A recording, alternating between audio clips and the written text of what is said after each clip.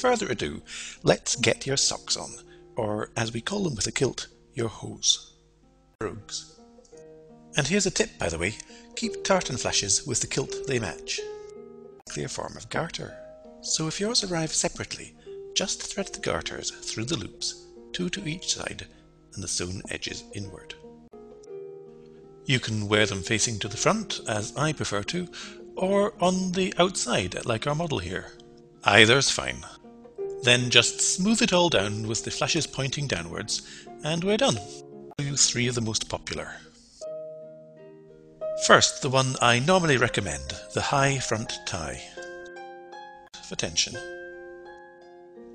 Then immediately twist the laces 1, 2, 3 times. Then pull them tight. Now take them behind just above the ankle bone and back to the front to cross in the middle. Moving up the calf, cross behind again and up to the front. Need a simple reef or granny knot to fasten it off. And finally make any last minute adjustments, just to make sure that the knots and the crosses are nice and central, and you're done. The side tie is very similar, but knotted on the outside of the calf. The first few stages here are the same. It's only when you come to tie the final knot that you'll do it at the side rather than the front. And this time you probably will want to tie a shoelace bow, so that you can ensure the tassels hang to the same length. Again, a few final adjustments to ensure everything's neat and straight, and we're done. And last but not least, I'm going to show you the low tie. And this one again starts exactly the same. Do up your shoes and twist the laces 3 times. But this time, cross the laces behind just above the ankle bone, then bring them round to the front again. And then just a fraction higher, again round to the back and back to the front. And here I would recommend a standard shoelace bow, making sure the tassels are hanging straight downwards evenly. And if you like to double knot your bows, that's absolutely fine. So that's the low tie. Now you have 3 choices of how to tie your ghillie brogue. Vent your kilt. First, notice the extra long 4-clip hanger that Scott Webb designed for the purpose, and we recommend and include with all our kilt outfits. There's really no better way of storing your kilt. First, just give it a wee shake to release any you with the lining towards you. Then take the strap in your right. Check you can easily get a couple of thumbs inside the waistband. And make sure the length is as you've measured. It should hang no lower than about tight enough to be secure. Wait, before the bottom strap, which is mostly decorative, give yourself a final adjustment just to make sure everything is sitting comfortably. And now you can do the bottom strap.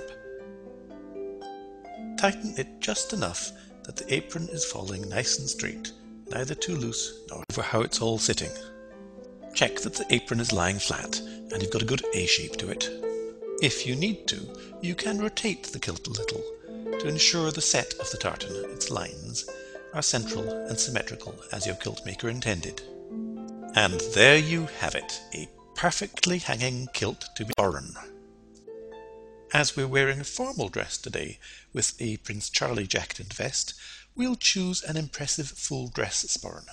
If your chain strap isn't already attached to the sporran, just clip it through these little loops at the back. Show you the easy way. Stretch the chain strap behind so the sporran sits over your abdomen. It should be perfectly positioned. And here's a wee tip. Hooking the chain strap over the buckle can be a wee bit more comfortable.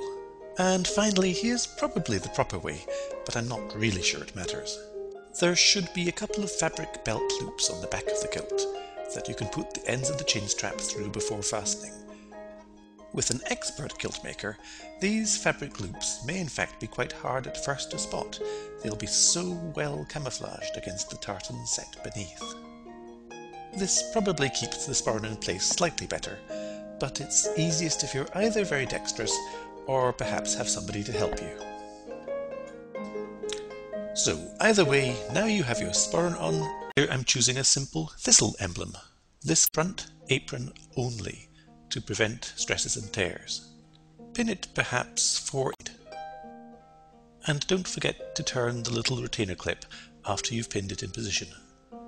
As we reach this part without needing help from me.